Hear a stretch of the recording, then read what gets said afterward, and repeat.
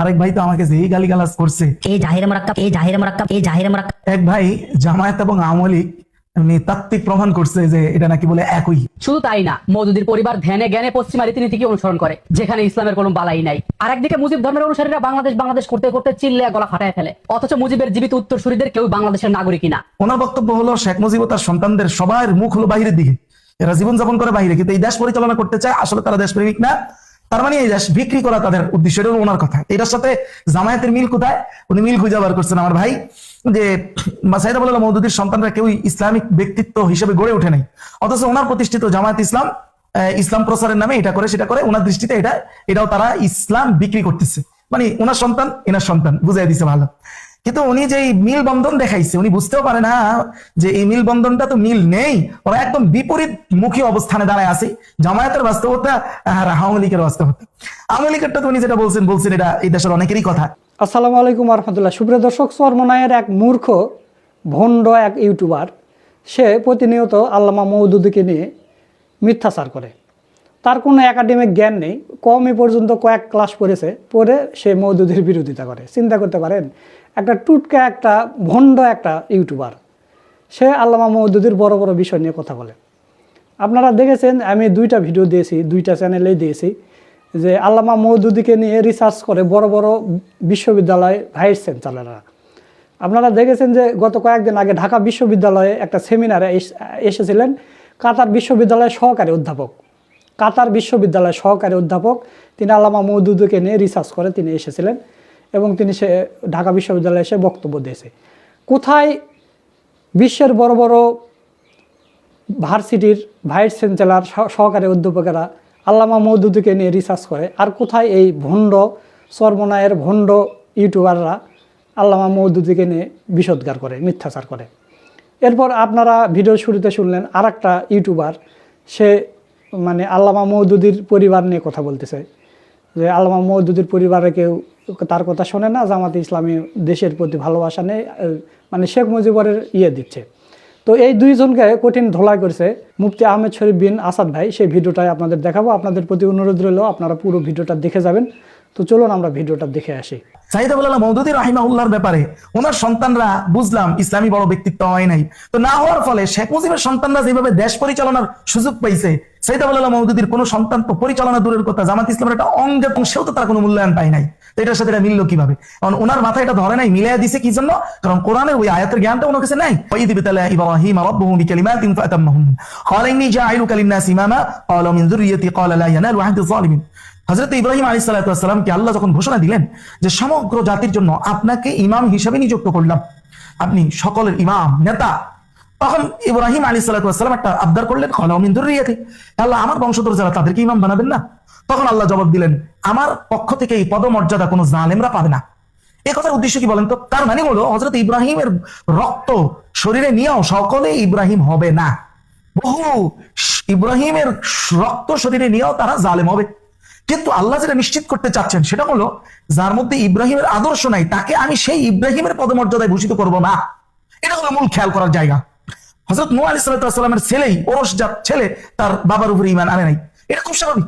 হযরত ইব্রাহিমের ব্যাপারে আল্লাহ এটাই বলতেছেন, তোমার রক্ত যাদের গায়ে থাকবে তারা সকলেই তোমার মতো হবে না, কেউ কেউ জালেম হবে। কিন্তু মূল জায়গাটা দেখার হলো এইটা, যে তারা কি এই পদমর্যাদা অধিষ্ঠিত হয়েছে যেটাতে তুমি হয়েছো? ঠিক সাইয়েদা মওদুদী রাহিমাহুল্লাহ, ওনার ছেলেরা ওনার মতো হয় নাই, এটা তো কথা ঠিক। নবীর ক্ষেত্রেই তো এটা আল্লাহ স্বাভাবিকভাবে বর্ণনা করলেন, ঘটনা এগুলো নবীদের ক্ষেত্রে স্বাভাবিক, সাইয়েদা মওদুদীর ক্ষেত্রে এগুলো অস্বাভাবিক হবে কেন? কিন্তু যেটা মূল দেখা সেটা হলো, তারা তার মতো না হওয়ার পরেও কি জামায়াতের কোনো একটা জায়গায় তাদের কোনো মূল্যায়ন আছে, পদবি আছে? কিছুই নাই।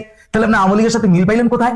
যেটা একেবারে আকাশে পাতালে বিপরীত, এটা উনি এক জায়গায় দুই আঙ্গুলের মতো মিলিয়ে দেখাই দিয়েছেন, শুধু কোরআনের হয়তো এই আয়াত সম্পর্কে উনি জানেন না। আচ্ছা, এবার আসেন আমার এই ভাইয়ে বলতেছে যে আবুল আলা মওদুদী রাহিমাহুল্লাহ সূরা ফাতাহের 2 নম্বর আয়াতের তাফসীরে এমন কিছু লিখেছেন যেটা দ্বারা উনি প্রমাণ পেয়েছেন, প্রমাণ করেও দিয়েছেন, মাশাআল্লাহ মাশাআল্লাহ মাশাআল্লাহ, যে সাইয়েদা আবুল আলা মওদুদী নবী বিদ্বেষী, নাউযুবিল্লাহি মিন যালিক। তো ভাইয়ের মূল ইয়াটা কি? ভাই মাঝখান দিয়ে একটা কথা বলি, এই যে আমি আগেও ভাবতাম ইউটিউবাররা যে আমাদের উলামায়ে কেরামের ভিডিও কাটছাট করে না, কিছুদিন আগে হাসান জামিন হাফিজাহুল্লাহ উনি একটা বক্তব্য দিয়েছিলেন, বক্তব্যের উদ্দেশ্য ভালো ছিল। উনি বুঝাইতে চেয়েছেন রাসূলুল্লাহ সাল্লাল্লাহু আলাইহি ওয়াসাল্লামের যে সাহাবীরা ছিলেন, ওনারা তো অনেকে আছে আমাদের সমাজে হাতের কর গুণে যদি হজ গোনা হয়, তাহলে হযরত আবু বকরের যতবার করেছে করের হিসাবে তার চাইতে বেশি উনি করেছেন। কিন্তু উনি এটা বুঝাইতে চেয়েছেন। অথচ আমি ওনার থেকে, আবু বকর থেকে হাসান জামিল সাহেব হজ বেশি করলেও আবু বকরের একটা পায়ের স্যান্ডেলের ধুলার সম পরিমাণ মর্যাদা আমার নাই, এটা বুঝাইতে চাইছেন। এইটাকে আগে পর কাট করে দিয়া বেচারা কিরকম অপরাধী বানিয়ে দেওয়া হলো। আজ ওই দেশের হাজার হাজার মানুষ মনে করে উনি আসলে বলছেন আবু বকরের চাইতে উনি বড়, নাউজুবিল্লাহ, অথচ সেটা বলেন নাই হুজুর। তাহলে এই যে ব্যাপারটা, বিশ্বাস করেন এই যে ইউটিউবারদের কার্যক্রম, এগুলো ইউটিউবাররা আমাদের থেকেই শিখছে। কিভাবে জানেন না? যে আমরা এই কথা কাটসাট করা, এক আলেমের বিদ্বেষ করতে যায় কথা কাটসাট করা, অল্প আনা, এমন ভাবে আনা যেভাবে আনলে আমার উদ্দেশ্য পূরণ হয়ে যায়, এটা লেখালেখির মাধ্যমে, বক্তব্যের মাধ্যমে আমরা ওলামায়ে কেরাম শত শত বছর ধরে এটা করে আসতেছি। কারণ আমার দৃষ্টিতে ইউটিউবাররা আমাদের থেকে এটা শিখছে, ইউটিউবাররা আমাদের থেকে শিখছে। পার্থক্য শুধু আমরা কথা, বক্তব্য লেখার মাধ্যমে এই কাজটা করতাম, এই কাটসাট করার কাজটা করতাম, আর ইউটিউবাররা এটা আধুনিক ফরম্যাটে করে, মানে আধুনিক ফরম্যাটে কাটসাটটা করে, মানে ভিডিও ফরম্যাটে। এই পার্থক্য, মূল কাজ আমাদের ওই। এবার আপনার রাসূলের সেই হাদিসটা অনুসরণ করেন বা স্মরণ করেন যে হাদিসে রাসূলুল্লাহ বলেছেন ম্যাক্সিমাম ফিতনাগুলো উলামায়ে কেরাম থেকে বের হবে, এর কুফল, এর যে ভোগান্তি, এটা উলামায়ে কেরামের দিকেই ফিরে আসবে। তা হাসান জামিলের এই ঘটনাটা সহ আরো যারা আছেন ওনাদের ঘটনাটা দেখেন। এই যে কাটসাটের যে ইতিহাস আসলে শত বছর ধরে আমাদের, যার প্রতি আমাদের বিদ্বেষ, তার কথা বা বক্তব্য কাটসাট করার যে একটা অভ্যাস, এটা যে আজকে ইউটিউবারদের পর্যন্ত পৌঁছলো, এই ফিতনার এই ধরনটা ভুক্তভোগী সবচেয়ে বেশি কারা হচ্ছে? এখন আমরাই হচ্ছি। তো দেখেন আমার ভাইয়ের কাটসাটের ব্যাপারটা দেখেন, উনি জেনে করেছেন না জেনে করেছেন সেই বিষয়ে আমি বলতে পারবো না। ওনার কথা হচ্ছে যে নবীগণ তাদের যে মানবীয় ভুল ত্রুটি, যেটা আহলে সুন্নাহর ঐক্যমতের মতামত, এইটা হলো নবীরা অনেক বেশি মর্যাদাশীল হওয়ার সুবাদে মানুষের দৃষ্টিতে না, বরং আল্লাহর দৃষ্টিতে এক্সট্রা ভুল এগুলো, মানে আল্লাহর দৃষ্টিতে বিশেষ বিবেচনায় নবীদের ক্ষেত্রে শুধু এগুলো ভুল। এই কথাটা নাকি মাওলানা মওদুদী সাহেব বলেন নাই, মাওলানা মওদুদী সাহেব এমন কিছু কথা বলেছেন ওনার দৃষ্টিতে উনি হলো নবী বিদ্বেষী। এবার দেখি ভাই যে তাফসির ওসমানী থেকে দেখাইছে, এটা মাওলানা মওদুদী সাহেব বলেছেন কিনা। আসেন সূরা ফাতহ আয়াত নাম্বার 2 দেখেন মাওলানা মওদুদী সাহেব কি বলেছেন। উনি বলতেছেন ইয়ে খামিয়া, এই যে মানবীয় ভুল ত্রুটি নবীদের ক্ষেত্রে, কিসি ইনসানকে ইলম মে নেহি হে, এগুলো কোনো মানুষের ব্রেনে বা মানুষের ইলম জানা শোনার ভিতরে অন্তর্ভুক্ত নয়। উনি বলতেছেন বলকে ইনসানি আকল তো ইস জদ্দোজহদ মে কোই নকস তালাশ করনে সে কতই আজিজ হয়। বলতেছে নবীদের যে ত্রুটি, এগুলো মানুষ তার ব্রেন দ্বারা খুঁজে বের করা, এটা মানুষ সম্পূর্ণ অক্ষম। তার মানে এগুলো মানুষের দৃষ্টিতে না, কার দৃষ্টিতে? উনি বলতেছেন মगर अल्लाह ताला की निगाह में कमाल का जो बुलंद तरीन मेयार है उसके लिहाज से इसमें कुछ ऐसी खामियां थी। হ্যাঁ, তবে আল্লাহর কাছে যে সর্বোচ্চ মানদণ্ড, পূর্ণতার মানদণ্ড, সেই পূর্ণতার মানদণ্ডের দিক বিবেচনায় শুধু আল্লাহর নজরে এখানে কিছু মানবীয় ভুল ত্রুটি আছে, এটা মানুষের নজরে না। এই বেচারাই যে তাফসিরটা বললেন মওদুদী সাহেব করেন নাই, এই জন্য নাকি মওদুদী নবী বিদ্বেষী হয়ে গিয়েছেন, অথচ এই তাফসিরটা মওদুদী সাহেব করেছেন। এই জাহিরে মুরাক্কাব, এই জাহিরে মুরাক্কাব, এই জাহিরে মুরাক্কাব। তাহলে উনি কি জেনে শুনে কাট করলেন না না জেনে শুনে কাট করলেন? ব্যাপারটা হচ্ছে আমাদের রোবোটিক সিস্টেমের মতো। আমাদের ভাইরা যদি এই বিষয়টা বুঝতো, আমাদের সবাই কল্যাণ হতো, উম্মার কল্যাণ হইতো। রোবটটা কি হয় জানেন? রোবটের মধ্যে কিন্তু হার্ড নাই, রোবটের মানুষের মতো হার্ড নাই, অনুধাবন শক্তি নাই, তার মধ্যে সফটওয়্যার গতভাবে যা সেট করা আছে সেই কাজগুলোই করবে এবং নিখুঁত ভাবে করবে। আপনি কি আমাদের মতো, আমাদের ভিতরে রোবোটিং আচরণ কি দেখতে পাচ্ছেন? আপনি নিজেই খেয়াল করেন। কেন এই রোবোটিং সিস্টেমটা কেন হয়েছে? কারণ আমরা আলেম হই টোটালি আকিদা বাদ দিয়া, টোটালি আগাপাসা কোনো আকিদার কিতাব পড়ানোই হয় না। কিছু কিছু মাদ্রাসায় এক্সট্রা, তাও কিছু আংশিক আকিদার অধ্যায় পড়ানো হয়। আকিদার ফুল দর্স কওমি মাদ্রাসায় নাই, এটা দাওয়া পর্যন্ত নাই, আলেম হওয়া পর্যন্ত নাই। তো না থাকার কারণে কি হচ্ছে, আমরা পুরো একটা হার্ড কল, পুরো এটা ছাড়া আলেম হইতেছি। হওয়ার কারণে আমরা ঠিক রোবোটিং সিস্টেমে আমাদেরকে বের করা হয়েছে।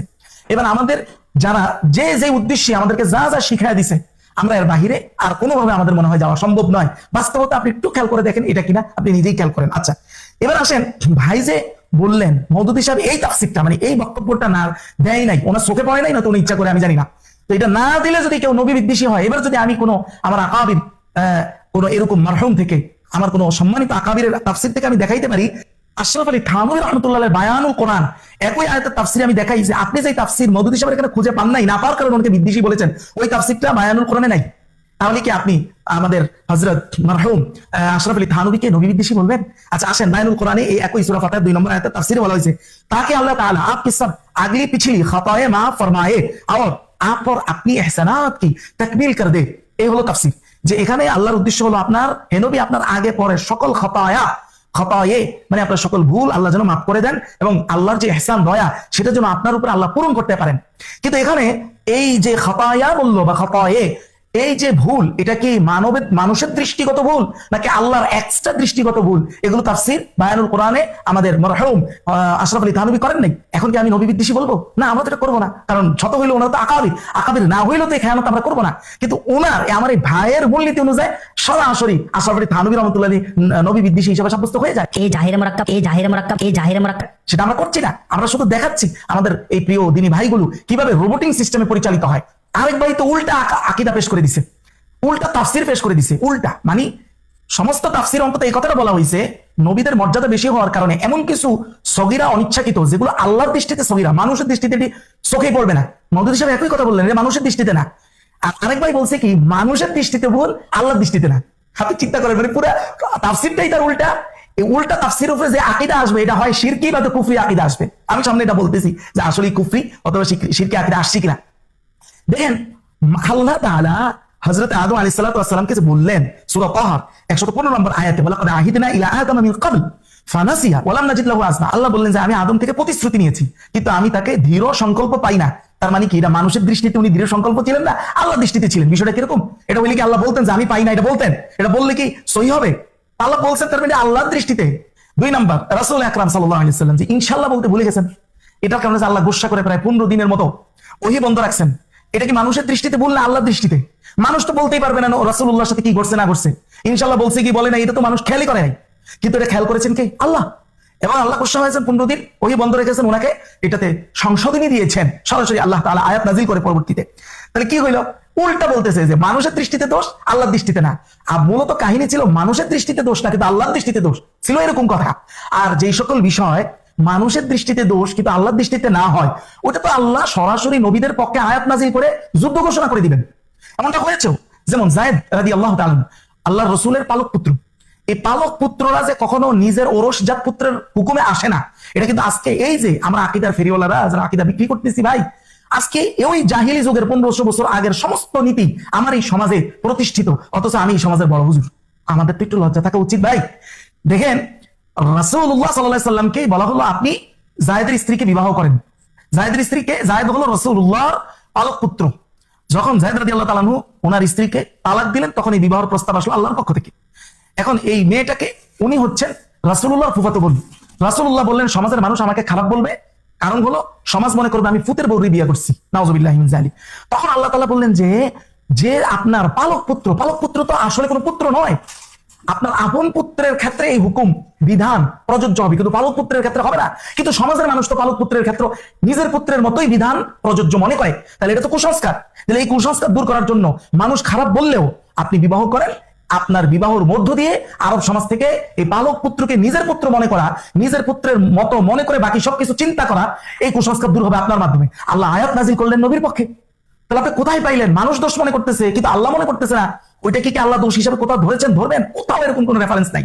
তাহলে উল্টা তাফসীর দিয়ে, ভ্রান্ত তাফসীর দিয়ে যখন আকীদা সাব্যস্ত করে, তাহলে প্রিয় ভাই সেই আকীদার পরিস্থিতি কি হবে, আর সেই আকীদার উপর প্রতিষ্ঠিত উম্মার কি অবস্থা হবে, আমাদের একটু চিন্তা করা দরকার। এবার আসেন আমার এই ভাই তাফসীর ওসমানীর কথা তো বেশি বলেছে না, আসেন তাফসীর ওসমানীতে এমন শব্দ এমন আয়াতে ব্যবহার করা হয়েছে, এটা যদি ওই আয়াতে মাওলানা মওদুদী সাহেব ব্যবহার করতেন, তাহলে তো মনে হয় না আমার ভাইরা একেবারে কসম করে মুবাহালা করে পর্যন্ত বলতেছে মাওলানা মওদুদী সাহেব ভ্রান্ত কাফেরও বলে ফেলতেন। নবী বিদ্বেষী তো একেবারে সাধারণ একদম ডাইরেক্ট কাফেরও হয়তো ফতোয়া দিয়ে ফেলতেন কিনা আল্লাহ ভালো জানে। আসেন তাফসীর ওসমানীতে এমন শব্দ আছে, সূরা বাকারার 36 নম্বর আয়াতটা দেখেন। ওই আয়াতের প্রেক্ষাপটে 9 নম্বর টিকা, এটা উর্দু হিসাবে লিখছে, এভাবে লিখতেছে যে ইস খাতা কি সাজা মে হযরত আদম और हवा और जो औलाद पैदा होने वाली थी। আচ্ছা, এখানে মূল কথাটা হলো হযরত আদমের গন্ধম খাওয়ার পরবর্তী অবস্থাকে তাফসীর ওসমানীতে স্পষ্ট বলতেছে এই ভুলের শাস্তি, ইস খাতা কি সাজা মানে শাস্তি। তাহলে বুঝেন একজন নবীকে শাস্তিপ্রাপ্ত বলতেছে তাফসীর ওসমানীতে। এই আয়াতে যদি মাওলানা মওদুদী সাহেব এই শব্দ ব্যবহার করতেন, কি হতো উপমহাদেশে? ভাই একটু কলিজায় হাতটা দিয়ে, বুকে হাতটা দিয়ে একটু একটা মিনিট চিন্তা করিয়েন। এ জাহিরে মারাক্কাব, এ জাহিরে মারাক্কাব, এ জাহিরে মারাক্কাব। অথচ বাস্তবে এরা কেউ নবী বিদ্বেষী হলেন না, শুধু একটা মাজলুম ছাড়া। এটা আর কতদিন চলবে? আমরা উম্মাহকে এইভাবে কত ধ্বংস করবো? প্রিয় ভাই, আল্লাহ আমাদের এই ভাইদেরকে ক্ষমা করুন। ওনারা এখন একটা নতুন কথা বলতেছেন, মাওলানা মওদুদী সাহেবকে বাঁচাতে গিয়ে আমরা বলে নবীদেরকে দোষ ত্রুটির মধ্যে ফেলে দিচ্ছি। নাউযুবিল্লাহি মিন যালিক। দেখেন তো আমরা যে বক্তব্য দিচ্ছি ভাই মাওলানা মওদুদীর ক্ষেত্রে, এটা মাওলানা মওদুদীর পক্ষের বক্তব্য নয়, বরং একই বক্তব্য দিতে হবে যদি সহিহ আহলে সুন্নাহর আকীদাকে টিকাইতে হয়।